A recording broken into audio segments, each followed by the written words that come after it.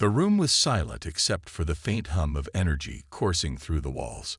On the distant planet of Zorith, home to the Galactic Council, a group of alien leaders sat around a large glowing table. The council was made up of representatives from various advanced civilizations across the galaxy. Each member had been chosen for their intelligence and experience in dealing with interstellar matters. Today's meeting, however, was unlike any other. Dr. Alan Carter, a scientist from the research division, stood at the center of the room.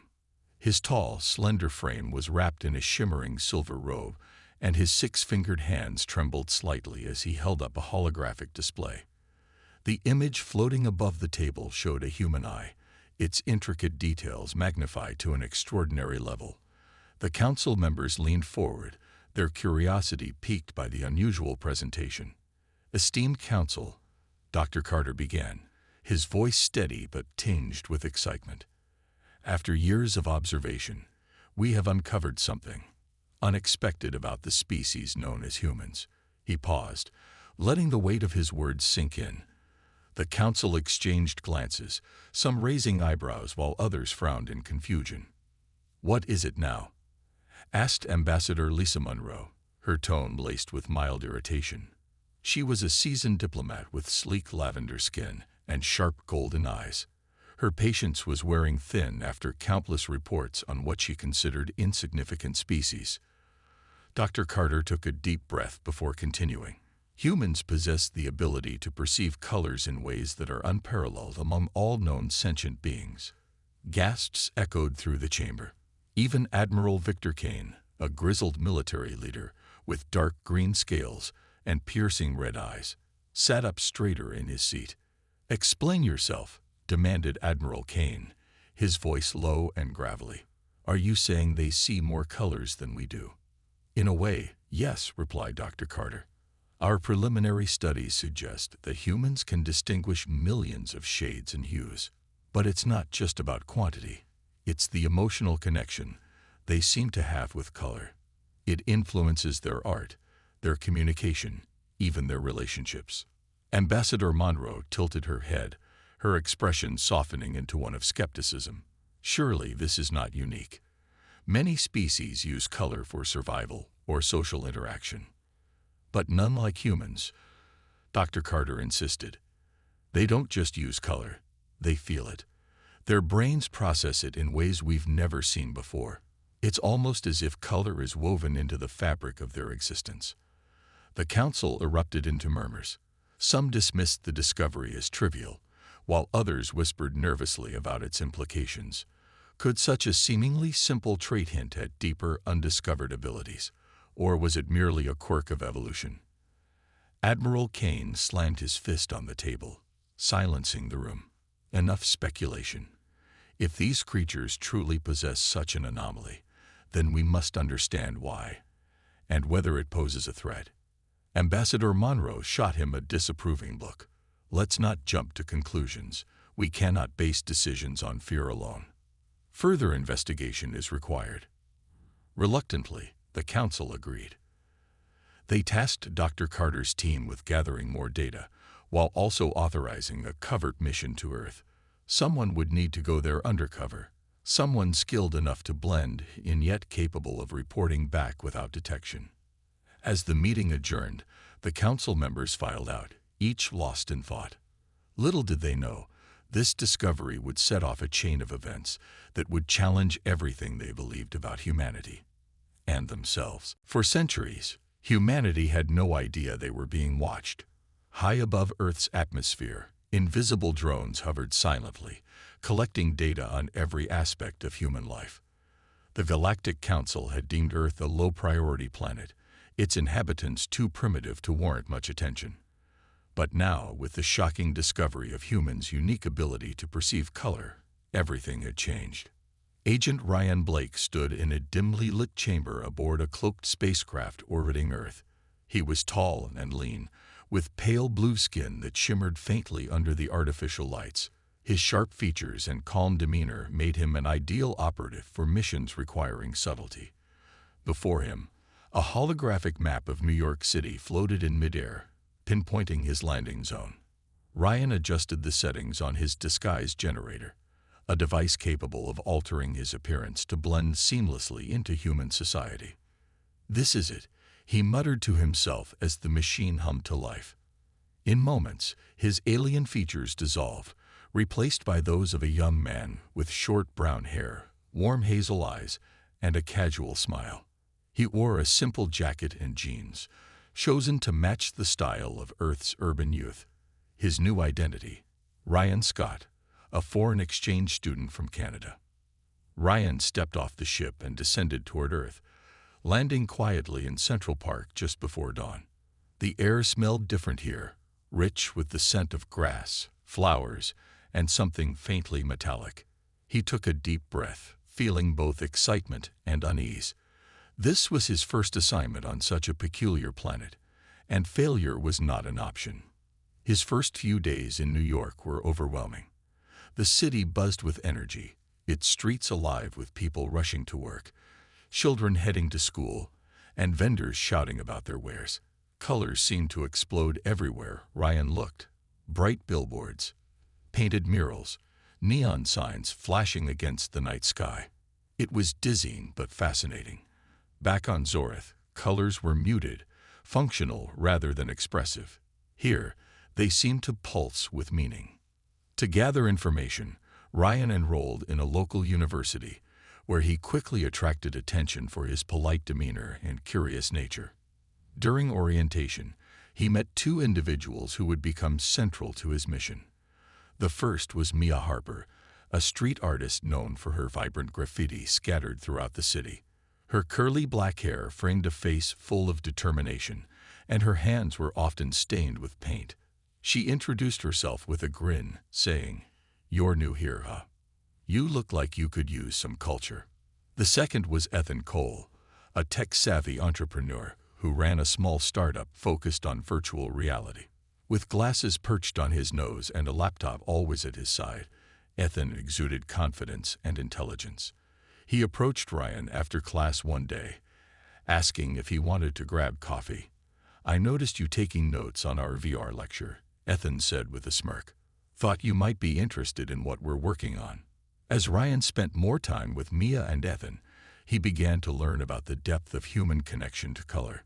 Mia explained how certain shades evoked specific emotions, how yellow reminded her of happiness, blue of calmness, and red of passion. She showed him sketches of her latest project, a mural inspired by dreams and memories. Meanwhile, Ethan demonstrated his VR technology, which simulated sensory experiences beyond sight and sound. Through these interactions, Ryan started to see Earth and humanity in a new light. But despite his growing fascination, Ryan never forgot his true purpose. Every night, he transmitted encrypted reports back to the Council, detailing his findings.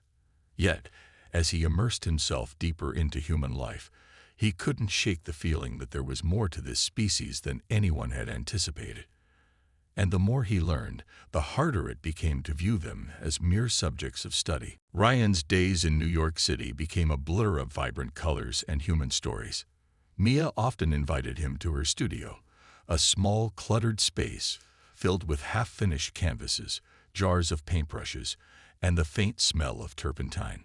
She would sit cross-legged on the floor, mixing paints on a palette while explaining the emotions behind each color she chose. "Yellow isn't just yellow," she said one afternoon, holding up a brush dripping with bright pigment. "It's the warmth of sunlight on your face or the spark of a new idea. It's hope." Ryan nodded, pretending to understand, though he felt as if he were glimpsing a world entirely foreign to him. On Zorith, colors were functional, used to signal danger, indicate status, or mark boundaries. They carried no emotional weight, no hidden meanings. But here, humans seemed to breathe life into every hue. Ryan found himself staring at the city around him, noticing how the golden glow of streetlights softened the sharp edges of buildings, or how the deep red of a passing taxi seemed almost alive.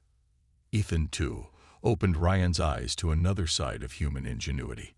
At Ethan's lab, rows of sleek VR headsets lined the walls, and monitors displayed complex simulations of alternate realities. One evening, Ethan handed Ryan a headset and said, "Try this. It'll show you what we're working on." Ryan hesitated but complied, slipping the device over his head. Instantly, he was transported to a lush forest bathed in dappled sunlight. The air smelled fresh, and the leaves shimmered in shades of green he had never imagined. As he moved through the virtual world, he felt a strange sense of peace, a feeling so vivid it startled him. "This is incredible," Ryan said when the simulation ended. He pulled off the headset, his heart racing. "How do you create something like this?" Ethan grinned, clearly proud of his work. "It's all about understanding how humans experience the world. We don't just see things, we feel them. If we can replicate that digitally, we can make people feel anything we want." Ryan mulled over Ethan's words long after leaving the lab. He began to realize that humanity's connection to color wasn't just about seeing. It was about feeling, remembering, and creating. It was art and science intertwined, a language spoken without words. For the first time, he questioned the Council's assumptions about humans being primitive. How could a species so deeply attuned to their senses be considered inferior? Despite his growing admiration for humanity, Ryan struggled with his dual identity. Every night, he sent encrypted reports to the Council, detailing his observations. Yet, as he typed out descriptions of Mia's murals and Ethan's VR projects, he felt a pang of guilt. These weren't just data points. They were pieces of something beautiful, something worth protecting. He wondered if the Council truly understood what they were dealing with. One evening, Mia invited Ryan to an art gallery opening featuring her latest collection. The event was held in a converted warehouse, its brick walls covered in her bold, expressive paintings. As they walked through the exhibit, Ryan felt overwhelmed by the intensity of emotion radiating from each piece. One painting, a swirling mix of blues and purples, depicted a stormy ocean under a starlit sky. Another, dominated by fiery oranges and reds, captured the chaos of a crowded city street. "This one's my favorite," Maya said, stopping in front of a large canvas filled with soft pinks and golds. "It's called Morning Light. It reminds me of waking up early, before anyone else is awake, and watching the sunrise." Ryan stared at the painting, captivated. For a moment, he forgot about his mission, forgot about the Council, and simply allowed himself to feel. When Mia glanced at him, her expression softened. "You seem different tonight," she said, "like you're seeing things for the first time." Ryan forced a smile, unsure of how to respond. He wanted to tell her the truth, that he was seeing things differently, that her art was changing the way he viewed not only Earth, but also his own place in the universe. But he couldn't. Instead, he changed the subject, asking about her inspiration for the next project. As the night wore on, Ryan realized that his mission was becoming more complicated than he had anticipated. The more he learned about humanity, the harder it became to remain detached. And deep down, he knew that the Council's decision, whatever it might be, would change everything. Back on Zorith, the Galactic Council was in chaos. The latest reports from Earth had sparked heated debates among its members. Ambassador Lisa Monroe sat at the glowing table, her lavender skin glowing faintly under the chamber's soft light.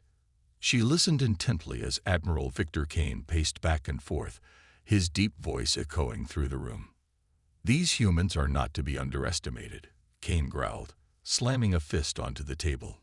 "Their ability to perceive colors may seem trivial, but it could indicate untapped cognitive powers.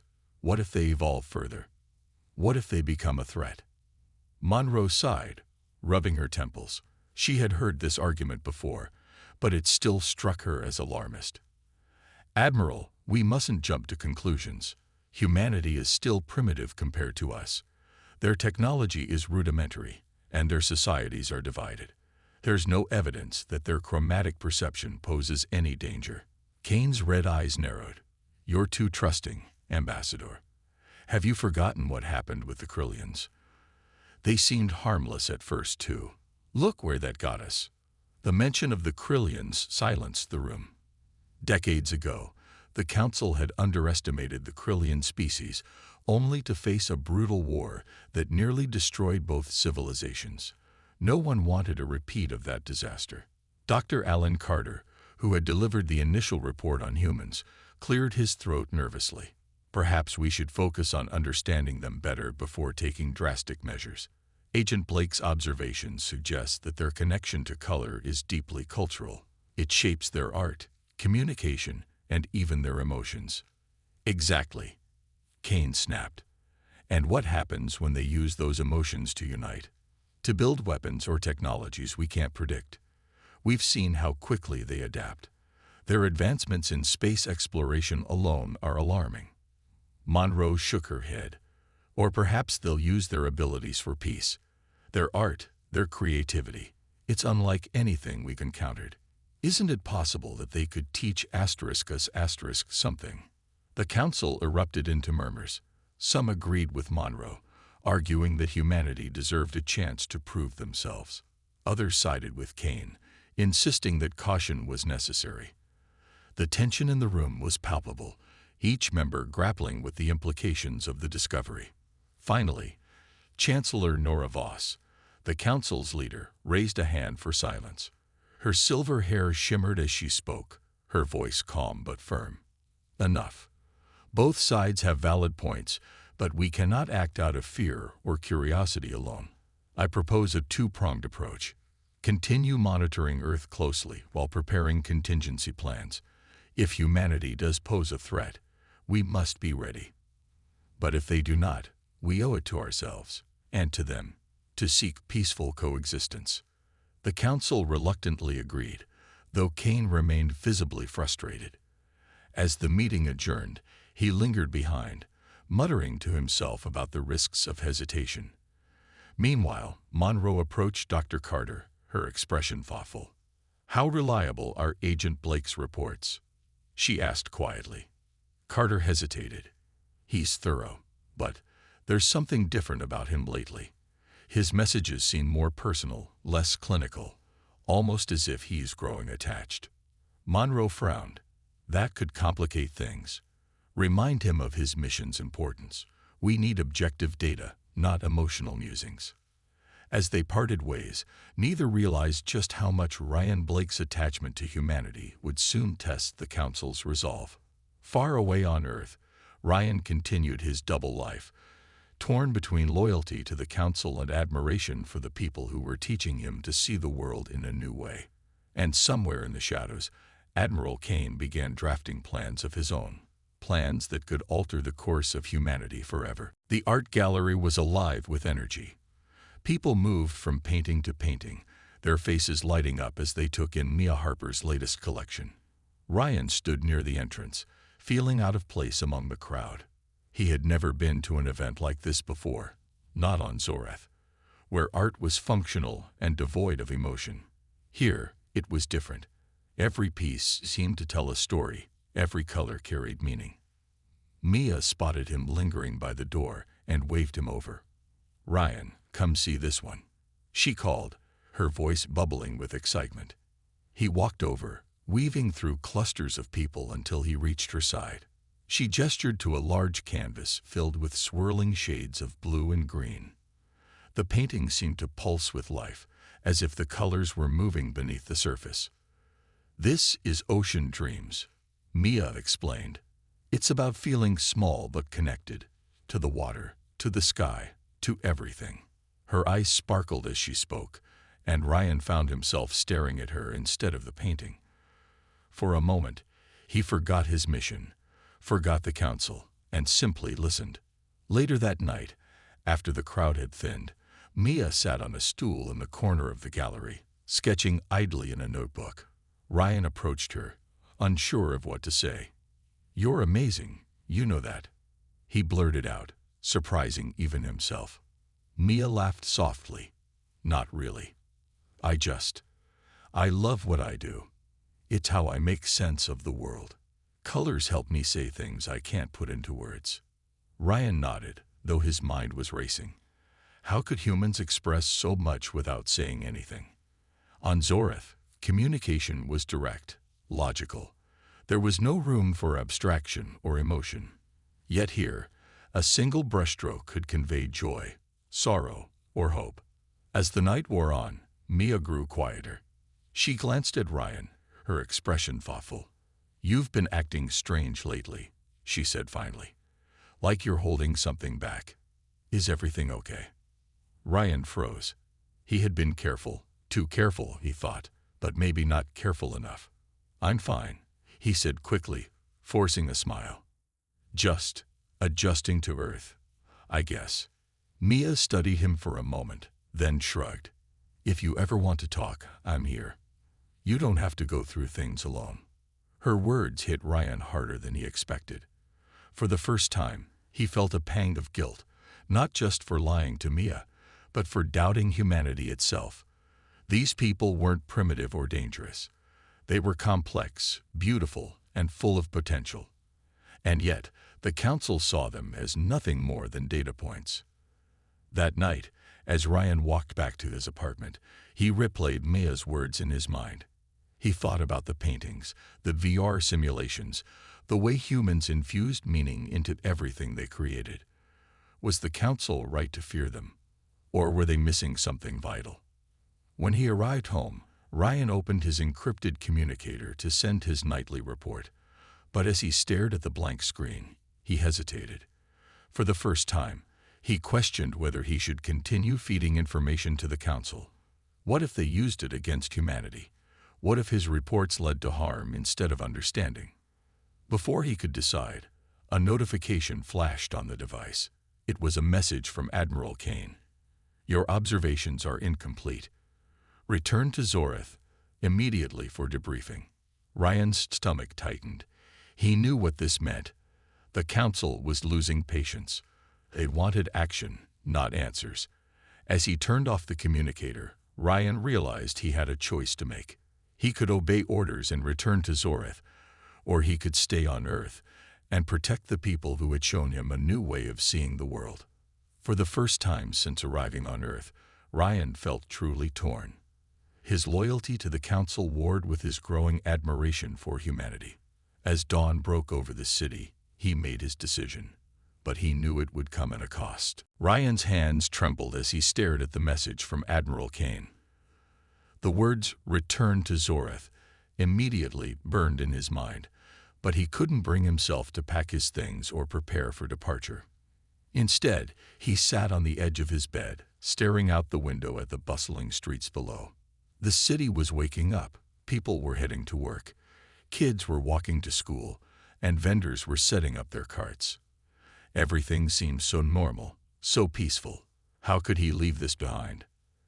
That afternoon, Ryan met Ethan at a small cafe near the university. He had debated whether to tell Ethan the truth but decided it was too risky. Instead, he tried to act casual, sipping his coffee while Ethan talked about his latest VR project. But Ethan wasn't fooled. He leaned forward, his sharp eyes studying Ryan's face. "You're distracted," Ethan said bluntly.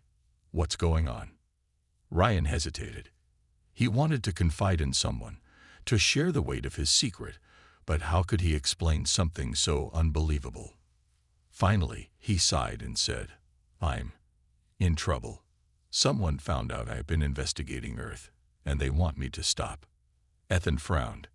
"Who? Your government? Are you some kind of spy?" Ryan flinched at the word spy, but Ethan didn't miss the reaction. "Wait," Ethan said slowly, his voice dropping. "You're not from around here, are you?" Ryan froze. His heart pounded as he realized there was no way out of this. Ethan already suspected the truth. Taking a deep breath, Ryan nodded. "No, I'm not. I'm from another planet. My people sent me here to study humans." Ethan's jaw dropped. For a moment, he just stared at Ryan, his mind struggling to process what he'd heard. Then, to Ryan's surprise, Ethan laughed. "Are you serious? This isn't some prank, is it?" "I wish it were," Ryan said quietly. "But it's true. And now my leaders want me to come back. They think humanity might be dangerous. Ethan's laughter faded, replaced by a look of concern. Dangerous? Because of colors? That's ridiculous. It's not just about colors, Ryan explained. It's about how you use them, how you feel them. My people don't understand that. They see anything they can't control as a threat. Ethan leaned back in his chair, rubbing his temples. Okay, let's say I believe you, which I do, by the way. What happens if you go back? They'll use what I've learned against you, Ryan admitted.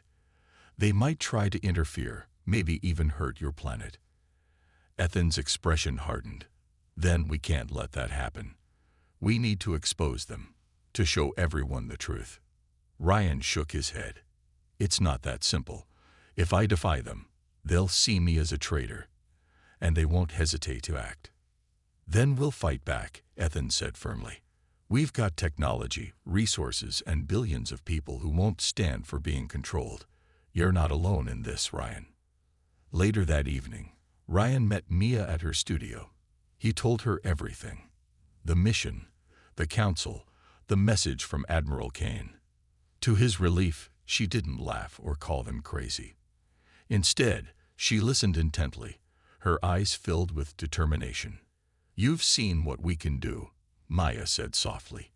You've seen how much color means to us. Do you really think we'd let anyone take that away?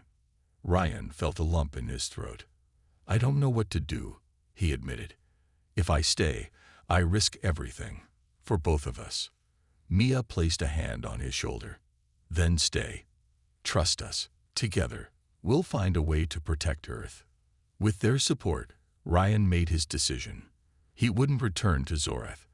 Instead, he would help Ethan and Mia expose the Council's plans. Using Ethan's tech expertise, they hacked into Ryan's communicator and broadcasted a message to Earth's leaders, revealing the existence of the Galactic Council and their surveillance. The world watched in stunned silence as the truth unfolded. For the first time, Ryan felt a glimmer of hope. Humanity wasn't just resilient, it was united. And together, they would face whatever came next. The United Nations chamber was packed. World leaders, scientists, and journalists filled the room, their faces a mix of shock, fear, and determination. On the large screen at the front, Ryan stood alongside Ethan and Mia, his alien features hidden by the disguise generator. For the first time, humanity was being told the truth, not just about Ryan, but about the Galactic Council's surveillance and intentions. Ethan stepped forward first, his voice steady as he explained how they had uncovered evidence of extraterrestrial activity. We've known for years that we're not alone in the universe, he began. But what we didn't know is that someone has been watching us, studying us, for reasons we're only beginning to understand. Mia took over next, her passion shining through as she spoke about the Council's discovery of human perception. They think our ability to see colors makes us different, and maybe even dangerous, but they're wrong. Our connection to color isn't a threat. It's who we are. It's how we dream, create, and connect. Finally, it was Ryan's turn. He stepped up to the microphone, his heart pounding. This was the moment he had feared and prepared for. My name is Ryan Blake, he said, his voice clear and calm. I was sent here by the Galactic Council to study your species. At first, I saw you as my leaders did, as primitive, insignificant, but I was wrong. You've shown me something extraordinary, the power of creativity, emotion, and unity. And now, I'm asking you to fight for it. The room erupted into murmurs. Some people shouted questions, while others sat in stunned silence. The news spread quickly, broadcast live across the globe. Within hours, humanity was buzzing with reactions. Artists painted murals calling for peace and resistance. Scientists worked tirelessly to analyze the data Ryan provided, and ordinary people took to the streets, holding signs that read, "Our colors, our future." Meanwhile, back on Zorath, the Galactic Council convened an emergency session. Admiral Kane slammed his fist on the table, his face red with anger. This is unacceptable. That traitor has exposed us to an entire planet. We must act now before they mobilize against us." Ambassador Lisa Monroe shook her head. "Acting rashly will only make things worse. Humanity knows we're here now. If we attack, we'll confirm their worst fears." Chancellor Voss raised a hand for silence. "Both of you have valid points, but we cannot ignore the situation. Humanity is no longer ignorant of our presence. They are preparing, uniting. We must decide. Do we engage them or retreat?" The council debated fiercely, their voices rising in frustration. Kane argued for immediate intervention, while Monroe pushed for diplomacy. The tension reached a breaking point when Dr. Carter interrupted. "What if we let them speak?" he suggested. "What if we listen to what they have to say?" Kane scoffed. "Listen to primitives." "They're not primitives," Carter shot back. "Look at their response. In less than a day, they've organized globally. Their creativity, their resilience, it's remarkable. Maybe they're worth understanding." The council fell silent, each member grappling with the implications. Finally, Chancellor Voss spoke. "We will send an envoy to Earth to negotiate. But if they refuse to cooperate, we must be ready to defend ourselves." Back on Earth, preparations were underway. Governments collaborated to develop strategies, combining military strength with cultural displays meant to showcase humanity's spirit. Artists like Mia created massive installations visible from space, while scientists worked on technologies inspired by Ethan's VR systems. Humanity wasn't just preparing for war, they were preparing to prove their worth. As the days passed, the world held its breath, waiting for the council's response. Ryan stayed by Mia and Ethan's side, torn between guilt and hope. He had betrayed his people, but he believed in humanity's potential. Together, they would face whatever came next and show the galaxy that being different wasn't a weakness, it was a strength. The day of the envoy's arrival was unlike anything Earth had ever seen. People gathered in cities, towns, and villages, their eyes fixed on the skies. When the massive alien ship descended, it cast a shadow over entire continents, yet humanity stood united, ready to face whatever came next.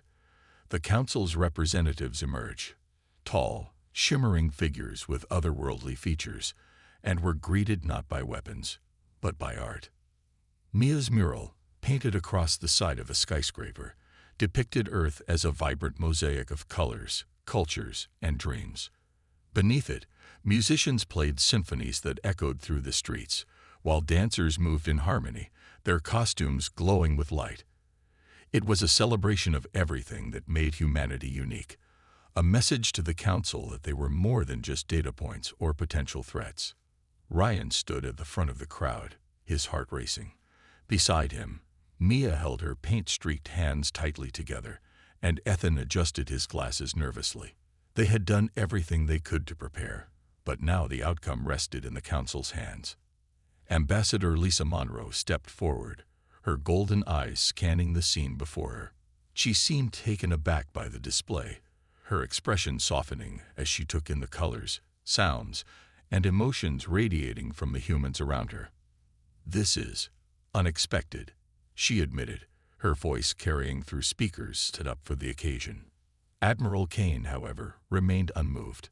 His red eyes narrowed as he addressed the crowd. "You've exposed yourselves unnecessarily. Did you think we would simply leave because of your performances?" Before anyone could respond, Ryan stepped forward, his disguise generator deactivated to reveal his true form. Gasps rippled through the crowd, but no one ran or panicked. Instead, they watched silently, trusting him to speak on their behalf. "Your fears are misplaced," Ryan said, his voice steady. "Humans aren't dangerous because of our differences. We're stronger because of them. What you see here isn't weakness, it's unity." Monroe nodded slowly, glancing at the others behind her. "Perhaps there is truth in what you say," she said. "We came here expecting conflict, but instead, we find beauty and resilience. Maybe it's time we reconsidered our approach." Kane growled under his breath but said nothing. For once, his usual aggression was met with silence from the council. Even Chancellor Voss appeared moved, her silver hair catching the sunlight as she stepped forward. "We will withdraw, for now," she announced. "But know this, if you choose to explore the stars, you do so as equals, not subjects." The crowd erupted into cheers, tears streaming down faces as people embraced one another. Humanity had faced the unknown and prevailed, not through force, but through creativity, courage, and connection. In the days that followed, Ryan decided to stay on Earth. He couldn't return to Zoreth, not after what he'd experienced. Mia welcomed him into her world, teaching him how to mix paints and express himself through art. Ethan continued his work, inspired by Ryan's stories to create VR experiences that simulated life on distant planets. Together, they became symbols of hope, a reminder that even in the face of fear, understanding was possible. As the sun set over New York City, Mia climbed onto a ladder to add the final touches to her mural. A bright streak of gold spread across the sky, blending seamlessly with the colors below. Ryan stood beside her, watching as the city lights flickered to life. For the first time, he felt like he belonged, not as an outsider looking in, but as part of something greater. Humanity's journey was far from over, but for now, they had proven that being different wasn't something to fear. It was something to celebrate. And as the stars twinkled above, Ryan knew that Earth's story was only beginning.